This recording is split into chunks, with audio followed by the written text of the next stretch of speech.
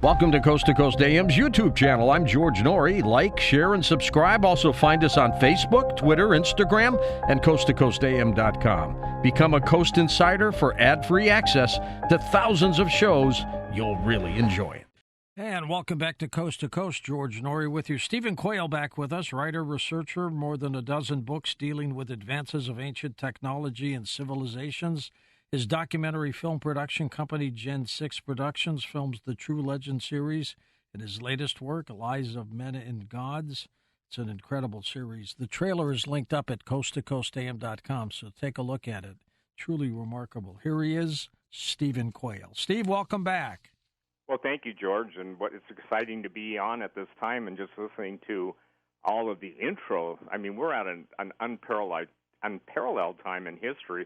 So I'm really excited to be able to talk about what I think is the greatest revelation of the true alien/Egyptian civilizations that have existed on the planet that the Smithsonian and our government, including the military, have been covering up. And all of the recent investigations, in my opinion, are nothing but window dressing. So, we're watching, in my opinion, the unraveling of the greatest cover-up and cover-over in history. And that is basically the position that we've had interference in the human genome for thousands of years. And as we put up on your website today, and thank Lex for doing that, our expeditions in Mexico, central Mexico, have been going on now for 3 years. And right now we're moving into South America because what's interesting is that the Grand Canyon in the United States has the most, I would say this, unusual background history of any geological formation as to what has been taking place according to Native Americans and also the scientists, and most importantly, a Smithsonian scientist by the name of Kincaid and the Kincaid expedition that was featured in the Phoenix Gazette. So one thing leads to another, and in our ongoing investigation, Kincaid and his entire expedition has been denied by the Smithsonian. But in the last several weeks, people and certain individuals come forth and saying, you know why the Phoenix Gazette never carried anything further than the 1909 expedition? And it was because the owner, a man by the last name of Webb, received $1,500 in cash to basically agree not to run any more of the stories on what was found in the Grand Canyon. That's equal to $50,000 in our time right now, George. What a story. By the way, the trailer of Lies of Men and Gods is simply superb. You did a great job with that. I'm sorry, could you repeat that? Your trailer was just fantastic. Oh, thank you very much. Some people say, well, why do you do such a long trailer? Well, it's because we're covering all of history, and you can't get by with 2.5 minutes. And so in the trailer, we pretty much go from the flying saucers to our real-time finds in Mexico. And by the way, we documented everything. When we were digging down to the 9-foot level, we would locate everything by ground position radar, ground penetrating radar, and some of the geopositioning radar. And we absolutely were able to target different artifacts, and we dug them up in real time. That's called, provenance, or more importantly, authenticity. And it's phenomenal that some of the things that are on your Coast to Coast website that Lex put up, we're watching alien depictions, we're watching Egyptian god depictions, we're watching flying saucers, and we've dug up so many artifacts, and also from all over Mexico, Latin America, and Latin America and Central America and South America. People have been contacting us, and it's fascinating, whether there's a flood or there's an explosion, a landslide. So many artifacts are turning up, and what's interesting, in around 54, actually early 50s, a German named Jarlsrud basically had his own little museum and had tens of thousands of artifacts, and they depicted some of the most unusual things: aliens, flying saucers, cryptozoological creatures, everything literally from Mothman, obviously, that most people didn't even know existed, to werewolves similar to the Skinwalker Ranch. And the Smithsonian sent a team down there, and it was interesting that they claimed that they looked at 20,000 artifacts in a matter of hours, 3 or 4 hours, and claimed they're all fakes. Well, guess what? They couldn't have seen that many, and so they have been the gatekeepers. And as you know, I've been talking about that since you and I have been talking on Coast to Coast for now. I think it's almost going on, 15 years? 20 years, Stephen. 20 years, wow. Well, and that's astonishing because, again, if people would understand that everything nowadays is a controlled narrative, that entire UAP hearing at Congress, and we deal with what we're taking in the trailer is giving you and the viewers a vast presentation of what the official narrative is, and then what we believe is a real narrative. And one of these days, and I don't know when that day is going to come, people are going to say, based on the preponderance of evidence, what does the government and the governments of the world gain by keeping all of their artifacts? And Egypt is a prime example. The United States government has paid off just about every government in the world. And as we're losing our influence, we're going to also lose the ability to keep paying the billions of dollars to buy silence. And I believe that the fines in Mexico supersede so many of the fines, and actually South America too, that it's going to become so obvious that people can't deny it any longer. It being the presence of aliens, the presence of Egyptians, the presence of genetic engineering. And on one of the obelisks that's kind of a short MP4 movie that's on Coast website, we show the 4 different faces of it, and you've got everything from the Egyptian gods, you have Anubis, and what's phenomenal, we're the only film production, this isn't bragging, but we're the only film production company that ever interviewed somebody that's been in the secret warehouses of the Smithsonian, and we're showing the giant bones taken out of the Grand Canyon, showing Egyptian artifacts taken out of the Grand Canyon. And what's fascinating is that the gentleman who we got on, an interview on the film, he even talked about the fact that Anubis, Horus, that some of these, if you will, human being torsos, but the different heads. He said, I saw those, Steve, in vats of preservative, whether it's formaldehyde or whatever. And what's astonishing, he's talked about the size of the vats. So in essence, these weren't normal guys running around with, pun intended, bird brains. But the thing is that these were very strange creatures. And the Smithsonian, most people don't know this. I'm not talking about the one that's in Washington, D.C. I'm talking about the various warehouses that could be only likened to the scene in the Raiders of the Lost Ark, the first one where, the Ark of the Covenant's being placed in a vast warehouse. Fortunately, though, the Smithsonian's annexes, and they're incredibly complex, have everything in a really great categorization. And I think what's important, George, in this is that we're talking about also all of the Native Americans I've interviewed on camera and screen, talked to off camera and screen, Cliff Mahooty, obviously, who's passed away.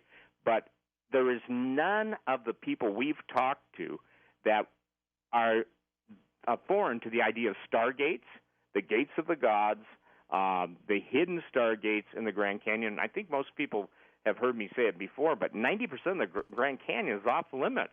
You can't go there. And the control of that area is phenomenal. Cliff Mahooty, when he was alive, told me, he said he personally watched giant mummies taken out of the Grand Canyon. Now, what does that tell you, though? What's the significance of Egyptian artifacts in the Grand Canyon?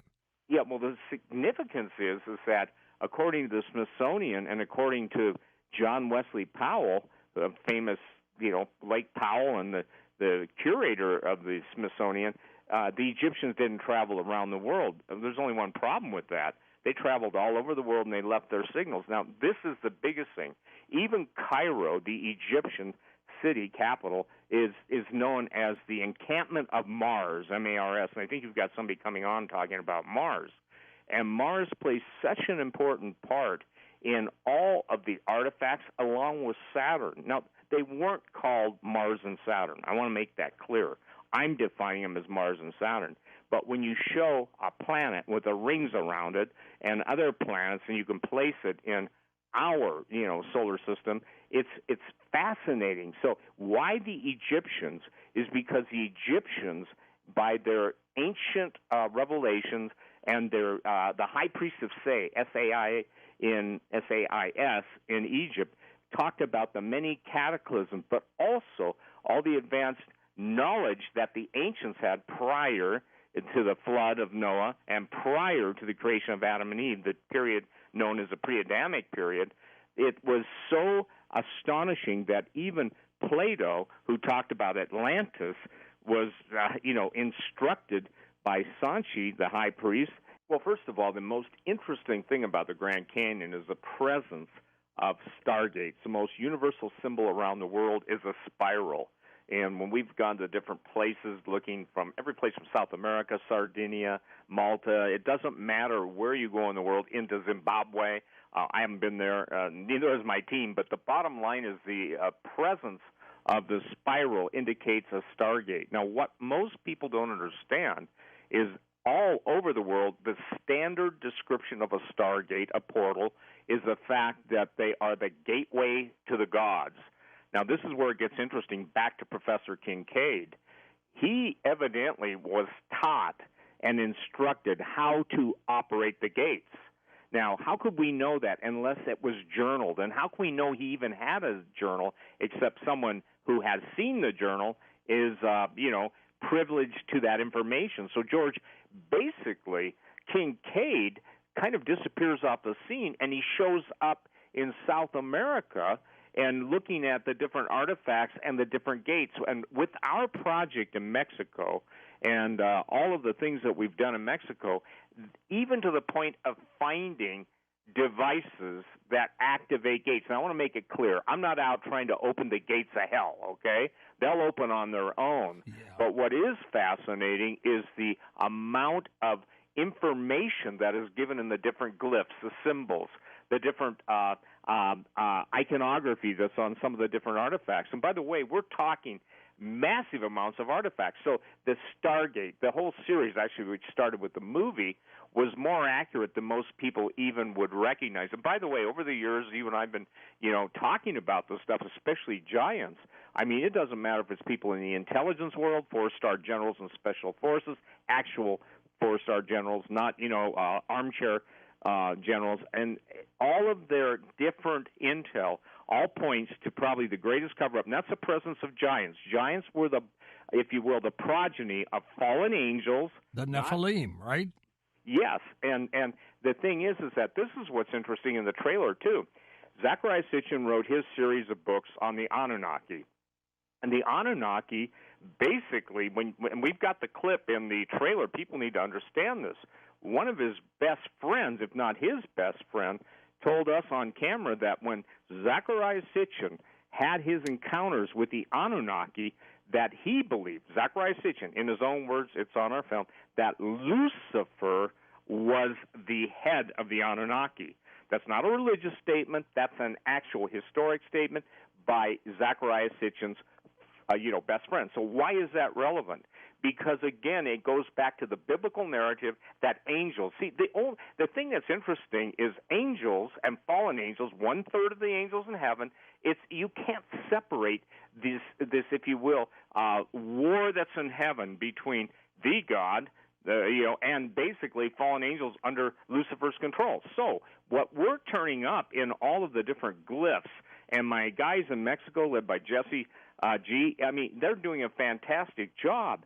And these guys are out, digging up stuff that absolutely has the symbolism and the different symbols. And we've been able, by the grace of God and through some very bright men, to break some of what I would call angel glyphs. That's the oldest symbols in the world and their meaning. Were you able to get the artifacts out of those countries? No, and that is a great. Due to the United States government, we have the Native American Grave and Antiquities Act, where anything, it doesn't matter what you find, is automatically assumed to be Native American. The greatest challenge of that came with the famous Kennewick man in Washington that, red hair wasn't known as to the normal Native Americans. And here's what's interesting about the Apaches. The Apaches have Egyptian DNA. And what's problematic in this whole thing is that all of the artifacts, and I want to make this clear, thank you, have to stay in Mexico because they cannot be brought in the United States or they'll be subject to seizure by the FBI. Now, saying that, when my film crew, no matter where they're at, they're always followed. We got our drones filming us digging this stuff up. They've got their drones and their guys on motorcycles. And I'm not kidding you. Our film team, you'd think it's right out of a James Bond. It's everybody spying on everybody because, again, this is the most controlled narrative in the world. The narrative being that when you see the fact that there are 9,000-year-old artifacts dated by carbon-14, Charles Rudd, his artifacts were dated 6,500 years ago, and these things point to something. Why are people so frightened that, the truth will come out?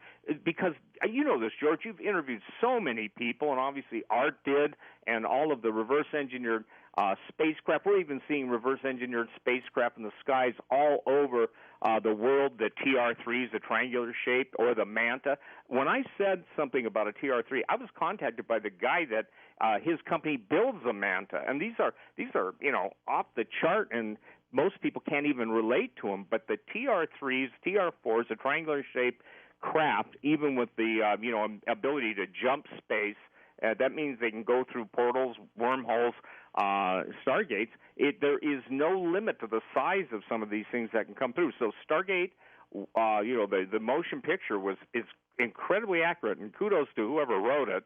I don't know the name of the writer, but he knew a lot of stuff that most people wouldn't know unless they had access to some pretty, I would say, hidden and protected devices. By the way, people die in this world, and it's been because of the grace of God that our team is alive.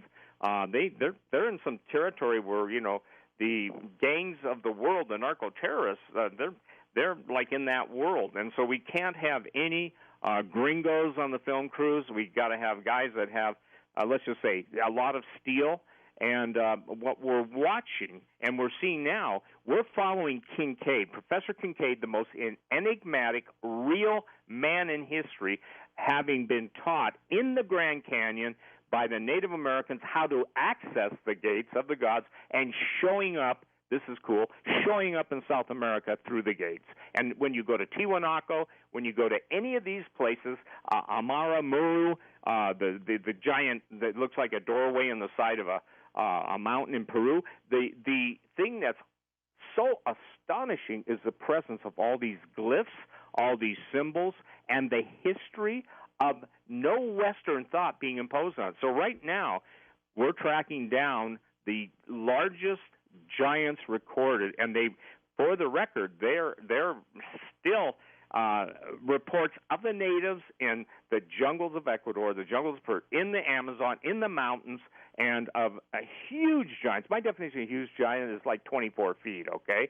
And if people think that's bogus, the conquistadors, when they were conquering, looking for the gold and plundering South America, the point is that if the Catholic Church had scribes, and they were chronicling everything in such great detail.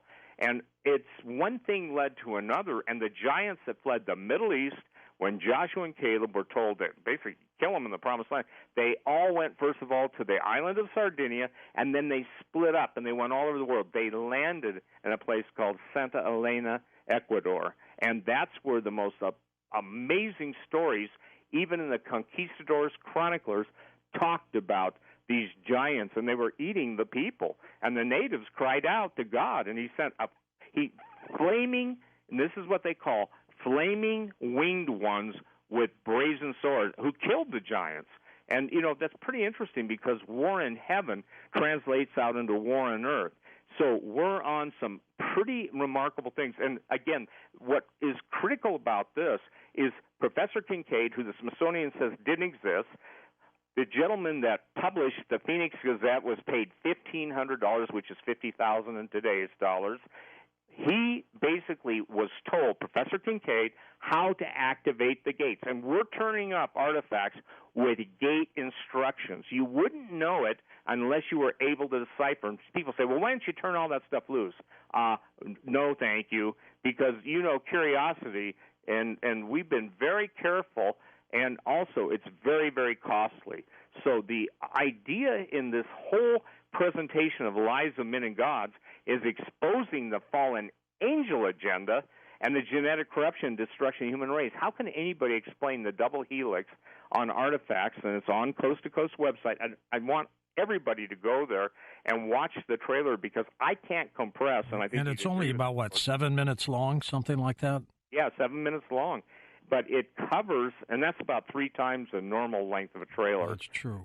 You cannot cover the amount of information. So we've got to take multiple periods of time. And I think, by the way, kudos to our film team, kudos to my director of antiquities, Jesse G., and people are contacting him from all over the world because they've got to keep their artifacts hush-hush.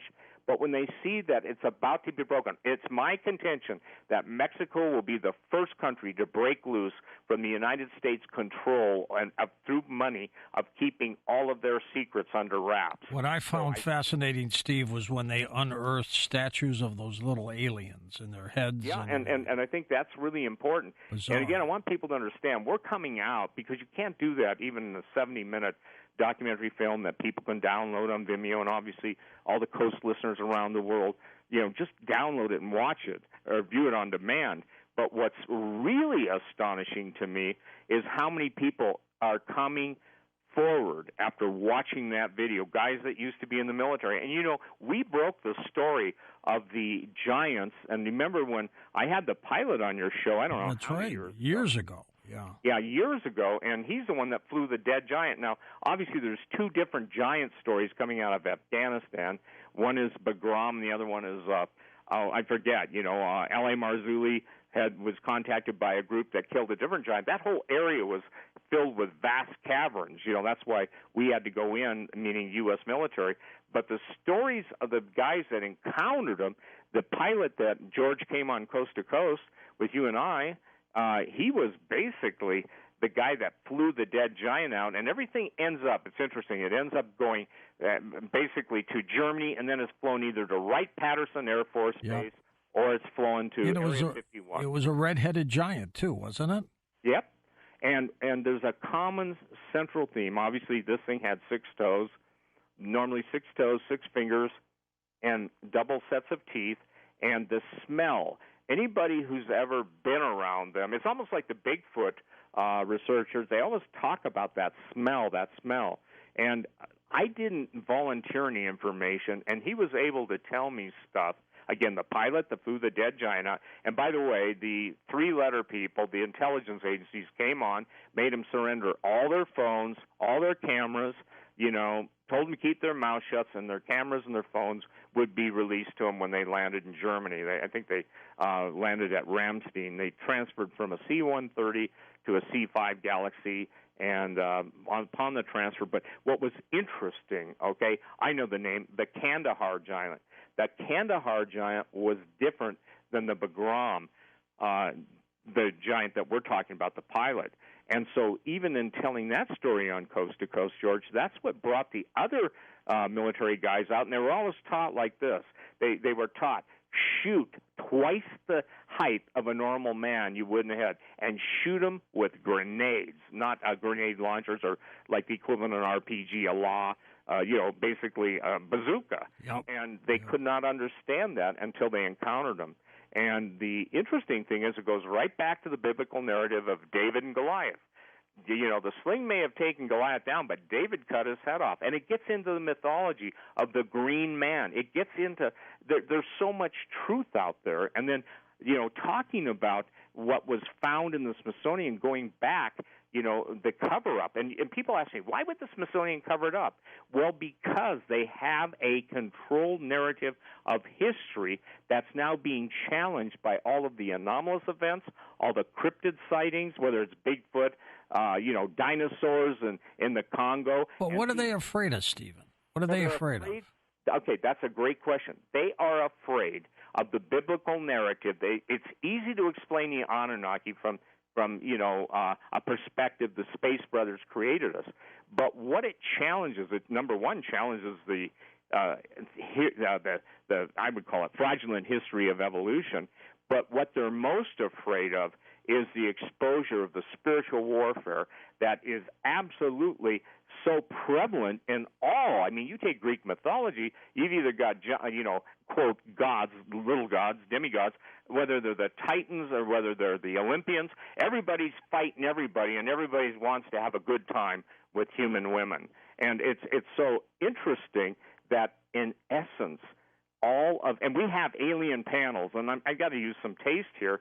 We have alien panels, in other words, showing aliens having intercourse with, Aztecs or even pre-Aztec cultures and producing some of those hideous creatures like the one that's on your Coast website. That alien with the exoskeleton was found in that flying saucer, I think at the 9-foot level. In other words, you can see the dirt around it is composted, and it's a flying saucer with an alien. And when people buy, I just want people to understand this too, we have an alien compendium that goes out on a PDF to the people that buy the DVD, and it's got 270 pages, and there's probably, 50, 60 different forms of aliens, and trust me, when you see how ugly those things are and grotesque, like the one you see, George, on the Coast site, yep. You don't want to go out on a date with them. No, you don't. Now, how did you know where to have these people dig? We were in a very interesting area where people were starting to send Jesse, my director of antiquities for Gen 6, photographs of the articles, and he had a relative that owned property that they had a washed mountain, literally, floods, and all these artifacts started turning up. Stephen, we were talking about how your team was able to locate some of these incredible artifacts. How did they do that? Well, by contacting Jesse G. I keep saying because he was the key to getting into these areas. And, George, we're talking about an area of 400 square miles around Tula, T-U-L-A, which was the capital of the Toltec Empire. Right. And if people are familiar with Tula, you'll see the statuary there is very similar, a little more developed than the Moai on Easter Island. But what's fantastic about this area, there's just so much antiquity, history. And by the way, Jarlsrud, the German I was talking about that had all these artifacts that the Smithsonian claimed were false, he was digging them up around here. And every artifact that we took off any land, it was not in any kind of a conservatorship. It was all private property. And so listen, these artifacts are priceless. And we want the story, but we want the benefit financially to go to the people that own the artifacts. So we dig them up, we photograph them, we establish a provenance. In some cases, they're ours.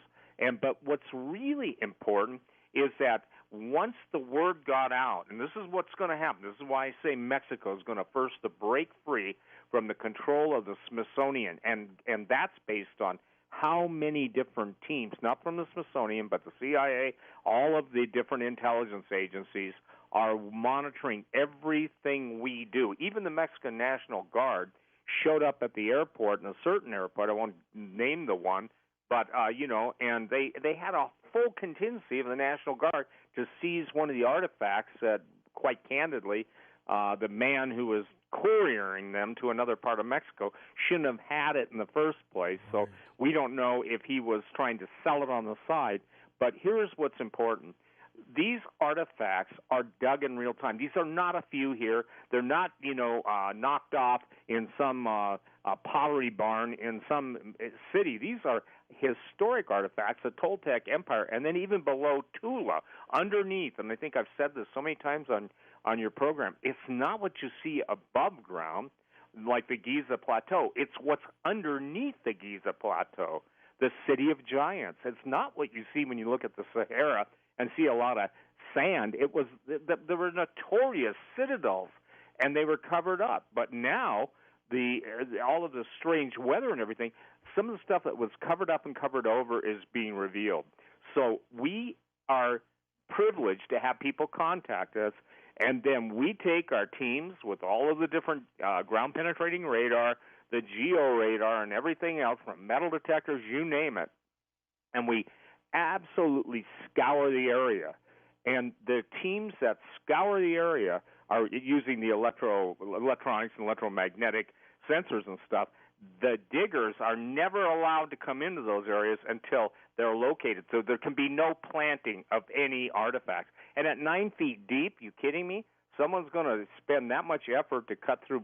It's just the orchestrated attempt to undermine what I believe, and I think if people really understand this, it's probably one of the greatest finds in history. But the powers that be will use absolute psychological warfare. They'll kill who they need to kill, and I'm not kidding, you're being melodramatic, and they'll take whatever they can take. They'll intimidate.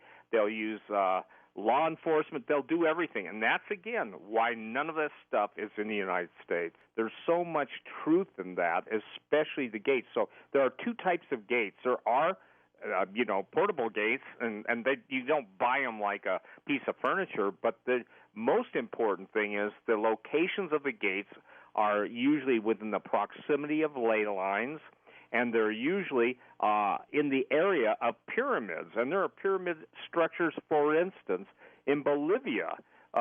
There's a whole underground civilization that was found there, and obviously it's not a tourist open to tourists, but even the Bolivian government had to call in, U.S. Teams. And by the way, these teams aren't Green Berets.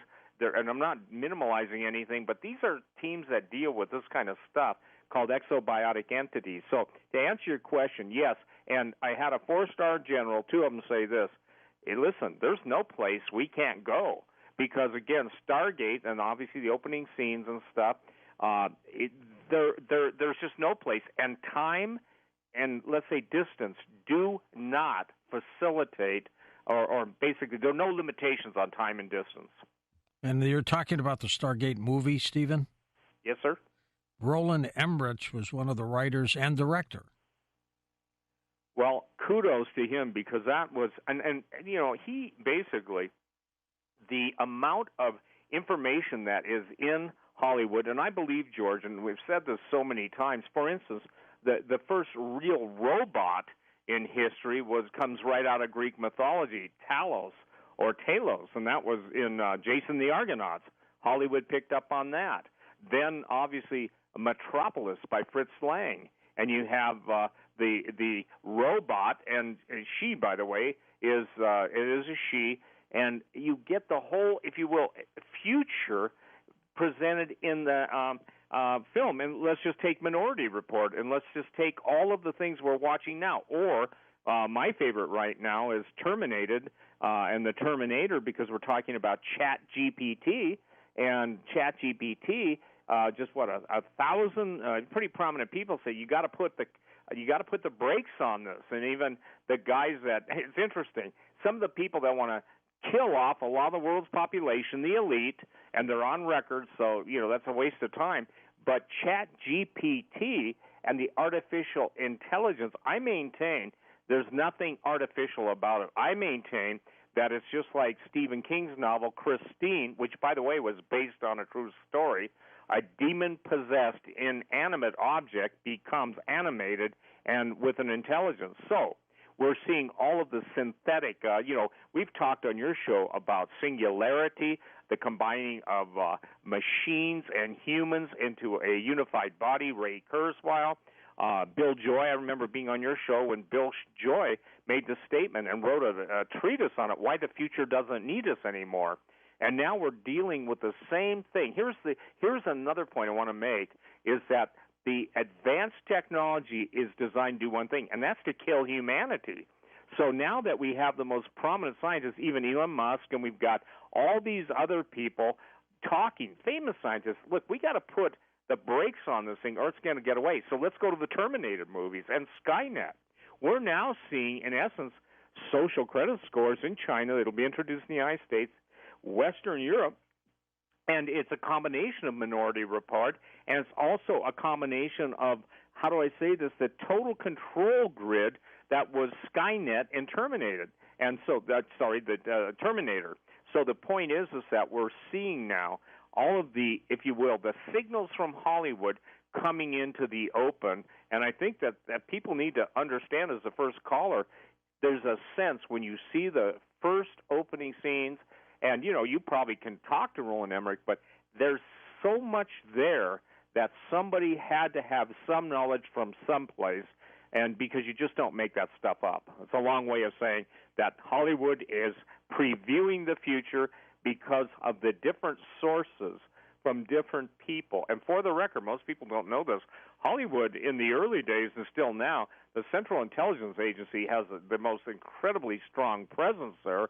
And now and then you find out that this actor, even Chuck Berry was a CIA agent, and I think it's, and I'm not talking about the singer, but the bottom line is that we're seeing amazing, how should I say this, overlaps now of history coming in with contemporary imagery in movies, and you can almost, and I think it's really simple, you can see the movie of the day predicting the next thing. They're not really predicting, they're showing you what they already know exists ahead of time.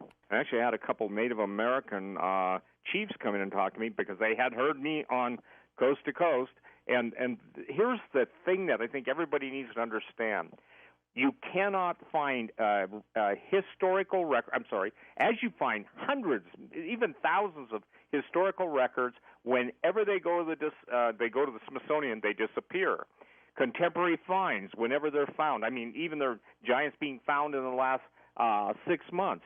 If people open their mouths, I would tell anybody, if you find an artifact, don't open your mouth to anybody. You're welcome to contact me or other people, but the minute you open your mouth, you're going to have people descending on you. So what the caller just defined was absolutely true. Like all the mounds, George, the mound builders in the Ohio River Valley, every single one of those skeletons that it was of, report, I mean, some 12, 14 feet tall, all those giant skeletons and skulls go to the Smithsonian. And you asked me why the Grand Canyon is so important and the Egyptian mummies, because many of the Egyptian mummies were giant mummies, and they had to helicopter them out, and the amount of information worldwide about the giant skeletons, the giant bones, and mummies. And you know what's interesting about the mummies? The number one reason why people look for the giants in the military, in the special operations, they have whole divisions of this. They want DNA. They want the DNA. A giant was half fallen angel, half human. They get that DNA and they can make super soldiers. And again, there was a movie with Van Damme, and I forget the other gentleman that was in it, but and it was Universal Soldier. And so when you're building super soldiers, and literally, and in other words, you're enhancing human capability and capacity with basically supernatural DNA, then that's why the cover-up and cover-over of these mummies is so important. Does that make sense? It does indeed. What do you think of the Grand Canyon being an ancient alien strip mining site? I don't buy that, and I'll tell you why. There is gold in the Grand Canyon. Obviously, there are legitimate claims, but the real most interesting thing about the Grand Canyon, in the recent reorganization of the solar system, this is going to blow a lot of people's minds. Mars and the United States, Mars and the Earth share a lot of commonality. But one of the things that's interesting is Valle Marineris, the equivalent of the Grand Canyon on Mars, and in the position of the Grand Canyon on Earth, if our planet came into closer proximity to Mars in the current orbit, and the Greeks talked about that, and a lot of people can't accept this, then there'd be an electrical discharge between the planets that would literally act like a cutting torch. So the point that this is critical to understand is there's a lot more motion and movement in our solar system of the planetary orbits. Now, saying that, the amount of stargates, alien phenomenon, everything from flying saucers to strange creatures, everything in that area, the Native Americans they know what they're doing, but they don't want to tell the white man because, in essence, I don't blame them, but when you understand, or they understand that we're there to understand them and film them and not to pillage them, it becomes really interesting. And by the way, if you fly in the Grand Canyon, the Forbidden Zone, I only know this from, let's just say this, a real live encounter. They'll dispatch jets out of Nellis. Jets or helicopters? Jets? Yeah, and we're in helicopters. By the way, I have filmed the entire Grand Canyon in 8K, which is the highest resolution, film media with a Cineplex camera. And what first gave Kincaid the clue that there was something going on at the 1,480-foot level in the canyon was the water that was seeping out of some of the crevices. And we filmed the entire area around Marble Creek. That's where he was, and actually the whole canyon. But what was fascinating, there were actually areas where the whole side of the wall had sloughed in. So we know there's a canyon there. And I actually have taken pictures, George, 10 years ago of certain areas that you look and there was a cave before, and now there's basically red-painted cinder blocks. I mean, they do not want people to know the true history. Why? Because, again, it fits the Genesis 6 narrative more than it fits the Anunnaki. And for the record, Zecharia Sitchin said he prayed to the Anunnaki. That's on our trailer. And they gave him an answer. Yeah, and gave him an answer. And then his best friend, who's, how do you say best if best? And then Leo Zagami, too, who is probably knows more about the occult that goes on and the occult things taking place in Rome. I mean, we got him on film, too. And so what was important about this coordinated effort is that the amount of, even the term Anunnaki was controversial because there were a lot of Sumerian scholars who didn't accept a lot of Sitchin's interpretation. So what's phenomenal is Zecharia Sitchin. See, I tell people some of his I'd say the majority of the artifacts and everything he identified correctly, but he used in essence aliens where I would use fallen angels. Well, Stephen, the title "Lies of Men and Gods" on the movie. How did you come up with the title? What does that mean?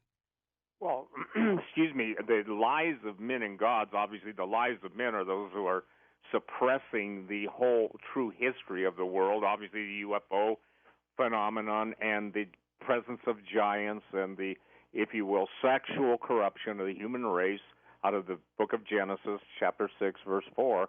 And it was interesting because gods in all mythologies, I've written about comparative mythology for the last, 30, 40 years, and you can't get away from the conflict of somebody teaching mankind more advanced knowledge than they could have come up with on their own had they just been a paramecium getting it on with a protozoan in a swamp. That just doesn't fly. And, there's some interesting books out there, the Book of Enoch and the Book of Giants. There's literally Dead Sea Scrolls by those names, and they are filled with information. And again, what people tend to do is dismiss anything if it's got a biblical context or narrative. But they'll embrace anything that the alien. And I want to explain this, if I can, real quick. The fallen angels are angels. When they mated with earth women, they produced the giants. When the giants died, like Goliath, that hybrid spirit became what are called demons.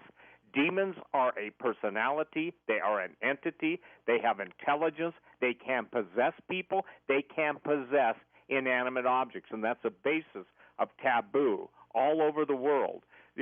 Obviously, anything that can control humanity and destroy humanity, I attribute to the biblical narrative that we are in the end days, not the end of the world, and we're seeing all of the things from obviously even the point of us all having the quote-unquote mark of the beast. You can't buy, sell, or trade. And we're watching, George, the destruction through geoengineering of the entire planet, especially.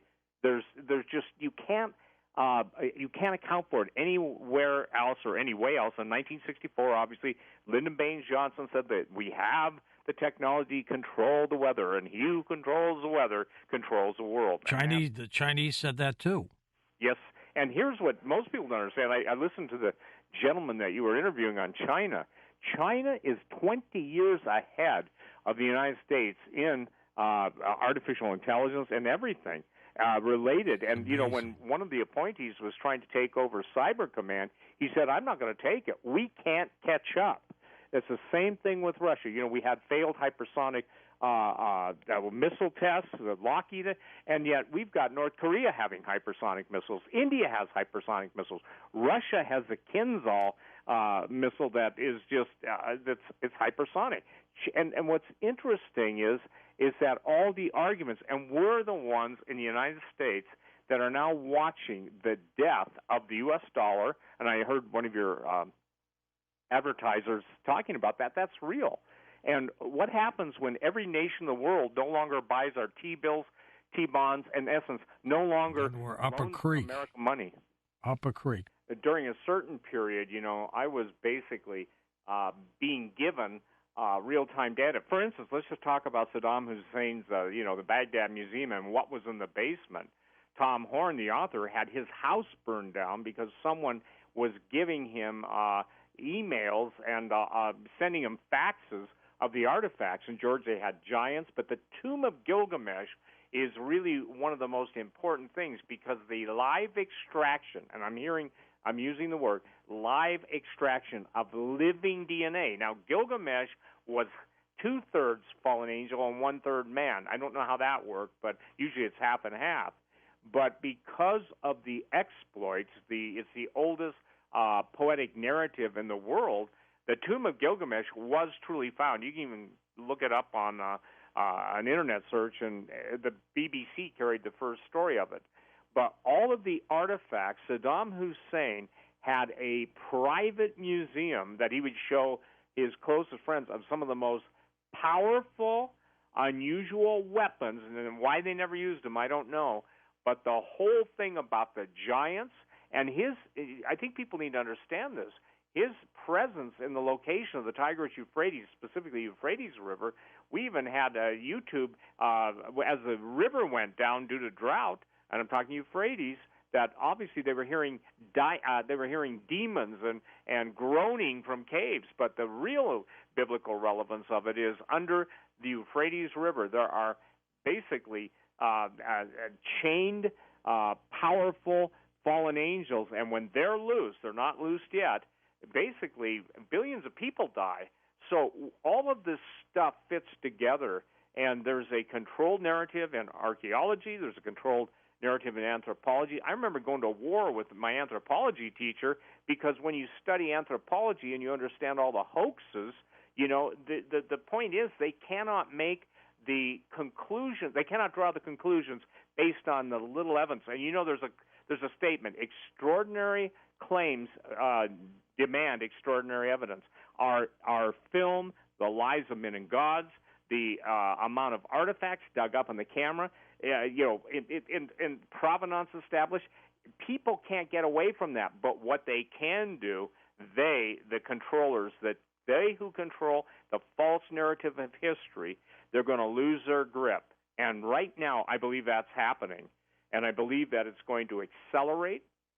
And by the way, you know, Jesse was in the jungles of Mexico, not in where the artifacts were dug up, and he was showing a spacecraft that looked like a long, basically asteroid that was suspended in the air, kind of like the Independence Day movie where they've got that ship that they got from the aliens. And the people that had it wanted $1 million hard cash, okay? And they blindfolded him. He went for 3 hours from one location. They took his phone and his cameras, because obviously these guys all have cameras, and they allowed him to look inside the craft. They showed him that there was nothing supporting the craft. In other words, it was in an electrogravitic levitation mode. And we also got, George, the actual control panel on the artifacts that we unearthed, and the ability to translate them on how to fly them and stuff.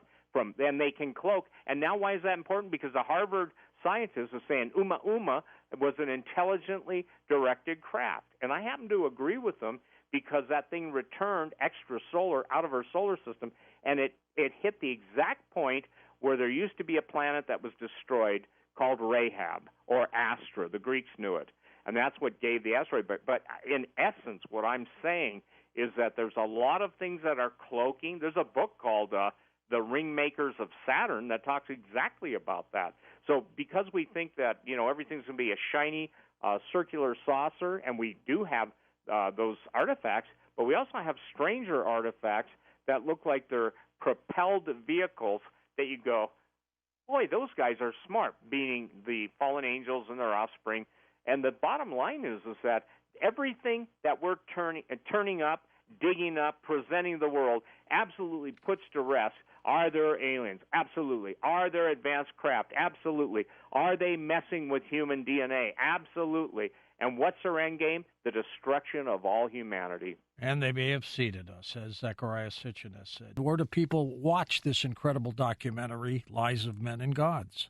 Well, they can go to Gen6, GENSIX.com, and they can view it on demand on Vimeo, so they can watch it all over the world, and they can also basically just go on the same site, Gen6.com, and order the video if they're in the United States. And I want to thank everybody that supports us, George, and I especially want to thank you, because absolutely you're breaking new ground and you're showing people that in the same thing you're doing, you're showing there's another narrative rather than the one that shows up on the evening news. So God bless you and thank you for all the years you've allowed me to present the information that I've researched for the past 40 years. Many more to come for you and me, Stephen. Thank you again, too. Stephen Quayle. The Coast mobile app is now available for download on iPhones and Android devices.